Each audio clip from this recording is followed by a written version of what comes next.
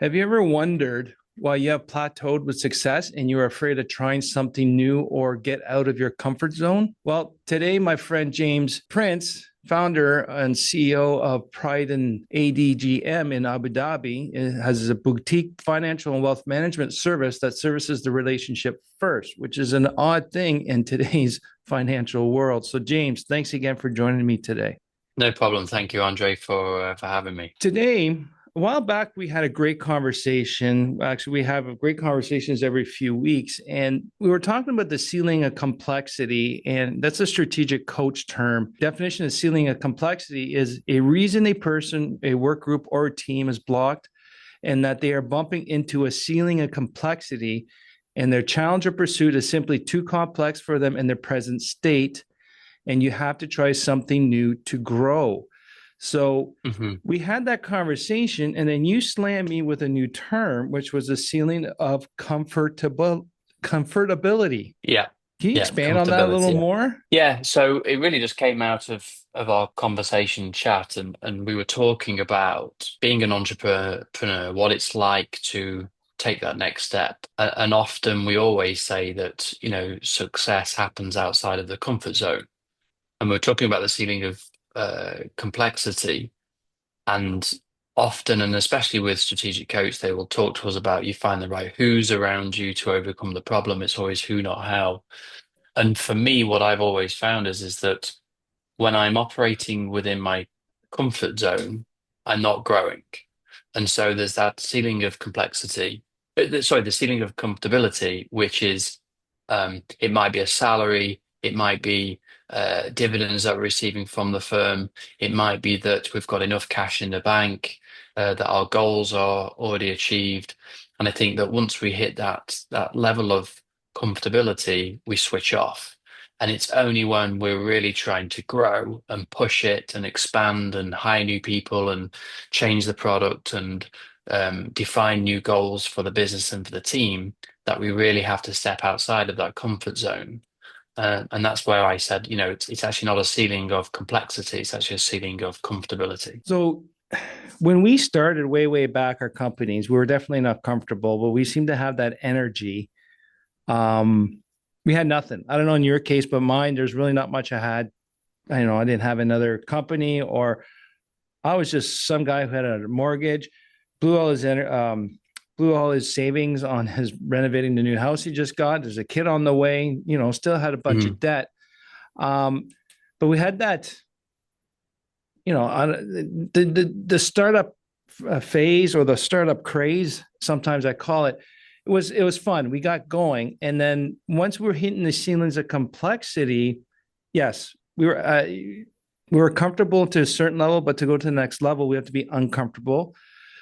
But in the context right now, me and you, I'm in, like, I won't speak for you, but I'm 17, 18 years in my entrepreneurial journey, very successful engineer, started and lost a couple and, good results with some other companies I started. But now there's something more I want to do. And I was hesitant. And then when you use the term, well, it sounds like you're against a ceiling of comfortability because not much complexity, because I didn't want to do more with those companies, if that makes sense. Mhm.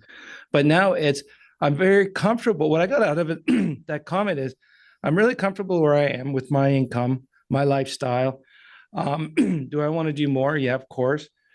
But there's a constant, stable income. I know it's easy to get. I don't have to work more because I have um, kids that are about to go into college, university. We've got some big debts to pay off as well, company wise and personally. So being comfortable where I am right now is was holding me back. And does that make sense? Like, is that clear? Am I repeating kind of what we were Yeah, alluding yeah, to yeah, last time? exactly. And I actually think it's probably more dangerous to have a ceiling of comfortability than complexity, Tell me because more. if you if you think about it, the ceiling of complexity, if you try to achieve something and you're not able to, you're immediately aware that you either have to kind of step away, close the business, or you find a way around and move forward. So you're dealt with kind of a fork in the road. Right. The issue with the ceiling of comfortability is you're probably not realizing what's happening around you because you're comfortable. And as we know, there is no kind of linear path with business. You're either moving forward or you're moving backwards. There's no sideways. Right. And so I'd say that the ceiling of comfortability, you're actually on a decline, but not knowing it. As entrepreneurs, we always got to be, to move forward, we've got to be pushing ourselves. And that's why we're entrepreneurs, because we didn't like taking orders. We like the freedom. We like to design our own future. We like to design our own lifestyle and income. And that's why we took the tough challenge of setting up a business and having all of the uncertain paths that we have. Um, and so that's why I actually think when we reach a ceiling of comfortability, which I think we all do, because we kind of go through a level of slow growth, which can Yeah. be also classed as kind of, um, ceiling of comfortability. And then we should change things, which often we do. We shake things up, we hire new people, we sometimes create our own problems for ourselves Yeah. to overcome and go to new height, and then we'll jump up again. But I think when we get to a point where we say, and I do this myself, I say, once I get to that point with a business, I don't need to push as hard and I can just sit back and relax. For me, that doesn't happen. I just keep moving and moving and moving forward. The goal keeps changing. Um, but if we do ever get to a stage, and I'm sure that some of the listeners do, where they say, look, I've done enough now. We have enough income. The business is good. We've won the clients that we wanted. We've got the certain projects. We've got enough cash in the bank. Now I can take some time off. I actually think that that is far more dangerous than any level of complexity. And I think that's what I call the plateau stage, whereas your incremental steady growth. Um, that's one thing I learned a little too late. My journey was I really enjoyed that steep growth uh, path Hmm. because it was fun. The startup phase, go, go, go, new challenges all the time. And then when we got the success, the more teams, we got steady incremental growth, and we're steady. We got staff, we got constant flow of income and revenue, and customers. It got boring for me, and I guess that could be it could be said if I'm getting too comfortable, maybe I got to change it up because the first company, when I got bored, I got us into a bad partnership that killed that first company. And I didn't realize with the undiagnosed ADHD, I got bored and created my own fires. So Yeah, I was yeah. great again to put out fires, but I was the arsonist.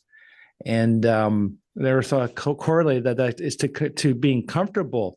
So are you saying that entrepreneurs that are comfortable can be dangerous, or it could be a potential problem? I think it also depends on where you're at in your career.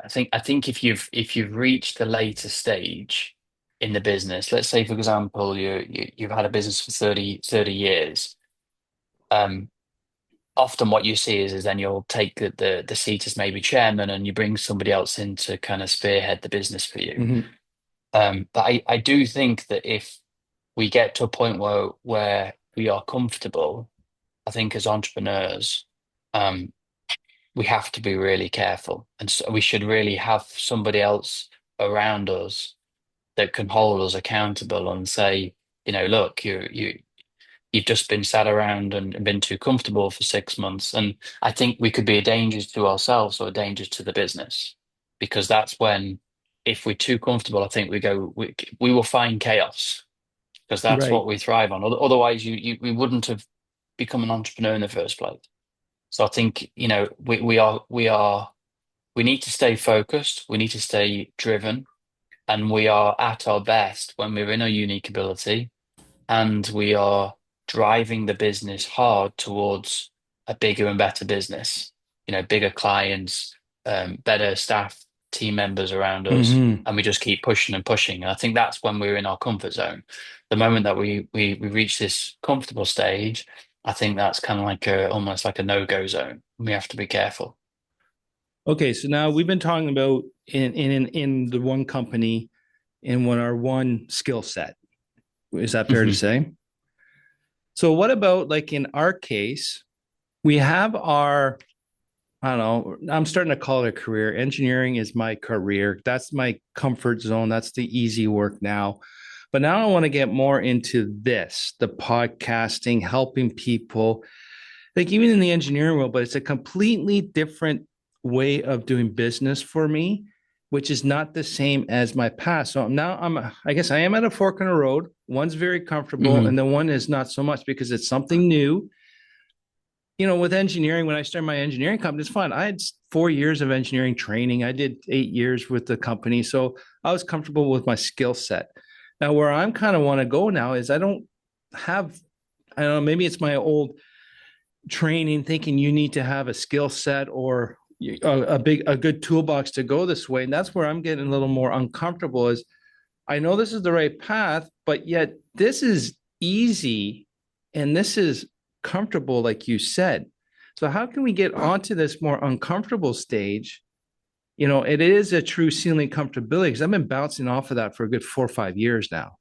And always my brain came back with an excuse to stay with engineering, which is, you know what, it's not very fun anymore for what I'm doing. And but this I know is working well and is what I'm truly passionate for. So how can we overcome these ceilings of comfortability? Have you given more thought about that? So I think it depends on the individual. I mean, when we chat and we've had many discussions over the past few months around what is your passion, what is your skill set. Um, and even when I've asked you the simple question, Andre, if you had the choice of going down this path and spending time and having all the money there, or you go down this path of the podcasting and helping entrepreneurs with ADHD, which would you prefer? You've always said the latter of the two, and it's like, okay, then that should be your new direction. And I think that works for you. It works for you because you're focused in a new direction and one which is where you have your passion and it's the new version of you and where you want to take it. And you can still keep the existing business to a certain point because that will allow you to have some revenue while you generate something new. Um, we've also talked about that you do have to remove the good to open up the great. When um, was it Leonardo da Vinci when he sculptured Michelangelo? They said to him, "How did you finish with the end result?" He said, "I just removed everything." Sorry, it was David and Goliath. He did. Yeah. I just removed everything that wasn't David, and I love that. And I think that sometimes we do have to remove the things in our life which is good to open up the things which are great and exceptional, and which is a tough thing to do. It's easy to remove the things that aren't serving us, but to remove the things that are actually working well, to open up to allow us to open up the things which are great and exceptional is really challenging. And I think, I salute you for what you're doing. So I think you're ticking two boxes. One, you are kind of removing some of the good to open up the great, but also you're allowing yourself to put your energy in the area which you're passionate about and can challenge you. But for some people, they don't have that. They only have the one business, which is also fine.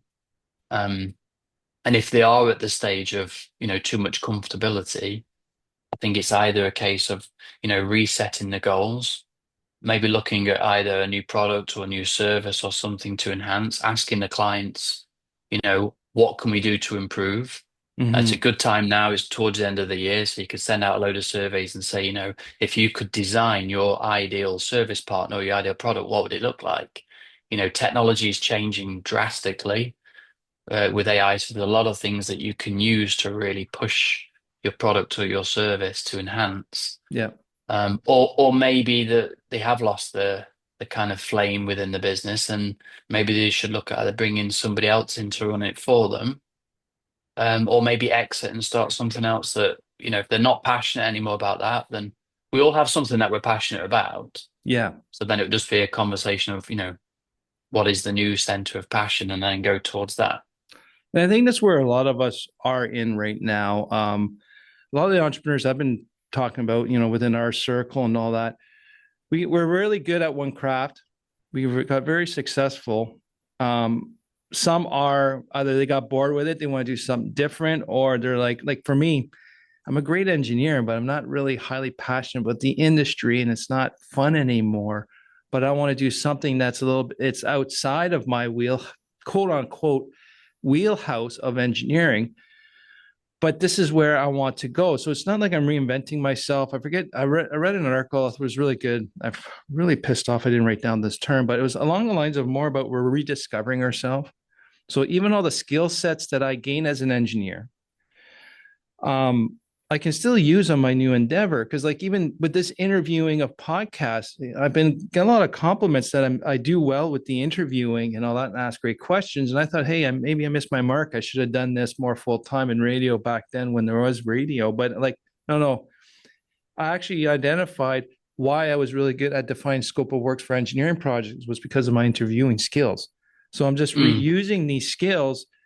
It's kind of like redirecting, refocusing. And this is why I want to have this conversation, because a lot of us are in this transition stage of moving away from what's comfortable, like you said. It's serving us right now well, and that's harder to Hmm. remove. To go and this, when you said to me this, oh no, that's a ceiling of comfortability, I'm like, bam, wow, dude, like it's so true.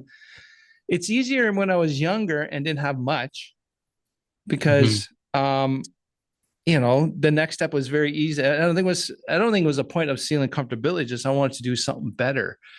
But now Yeah. that we're at a stage where we are comfortable, we've been going like this for quite a few years or a decade or two. I think we just naturally fall into that comfort. I think it's just a natural thing. It's not necessarily conscious. So it's now we got to move outside of our comfort zone. And I really like how you put it earlier. Entrepreneurship is all about being outside of our comfort, but then we fall in this trap of comfortability. Do you have anything more to add on that rant? No, I think that's everything really. I mean, it it kind of boils down to what is it? It's a bit like what we do when we're advising individuals and families on the finances. It starts with, why and where somebody is at right now, what's working, what's not working, where do they want to be in kind of 3, 5, 10 years?